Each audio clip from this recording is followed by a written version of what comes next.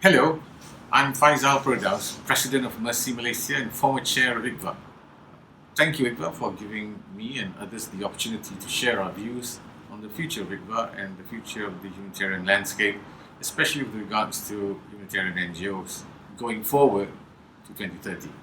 I do believe that there are a few areas of focus which ICVA will do well to keep its focus on. Firstly, is its focus on the NGO fora and facilitating and enhancing NGO collaboration in the field. This has become even more important over the recent years with the shrinking of the humanitarian space in many parts of the world and with the complexities that arise from a mixed bag of situations, usually both a conflict as well as economic deprivation and climate change issues coming together in one situation or in one locality. The collaboration and the enhancement of the NGO forums at the local level brings us to another area of focus which ICVA will do well to keep its focus on, which is the argument and the solicitation and elaboration of the principle and practicality of localization. ICVA will do well to keep its focus on localization without being too embroiled in the emotional and passionate argument about what it really means. ICVA will do well in its role to actually put forth principles that will make sure that while localization remains an important agenda, it must not also supersede that of delivering the best possible effective humanitarian aid to our beneficiaries. The other area of focus that ICVA will do very well to keep its focus on will be the issue of humanitarian financing. Every year we see a gap in humanitarian funding and humanitarian financing. We see a gap between needs on the ground and the actual level of financing and funding that's afforded and that's accorded to particular emergencies as well as complex situations. Therefore, it is ICVA's role to actually continue to engage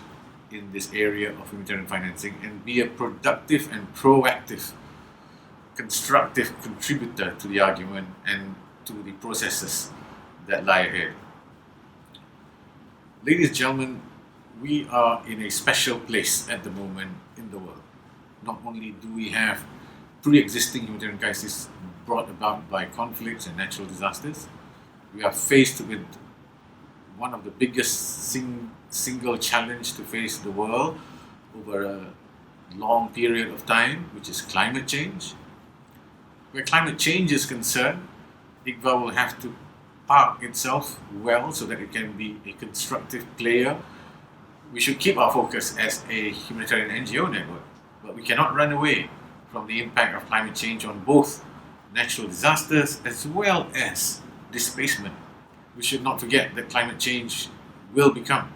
one of the main drivers for displacement going forward, and therefore our engagement in the climate change realm is going to be necessary if ICVA is going to remain relevant going forward 10, 20, 30 years ahead. And last but not least, of course, we're in the middle of the biggest single health crisis the world has faced for 100 years since the Spanish flu after the First World War. To ignore the fact that the COVID-19 pandemic has had an impact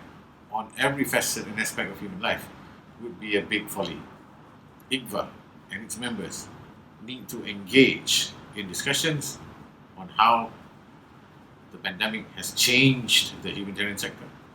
has changed the way humanitarian actors work, the impact on more remote working and remote management of crises, on the fact that the COVID-19 pandemic has made news and therefore funding and financing for more long-standing complex emergencies in other parts of the world become less prominent and therefore more difficult to fundraise for and to act on, and therefore ICVA will do well going forward to also put itself in the discussions about the pandemic and its impact, and likewise be prepared for such global, life-changing events to occur again in the future.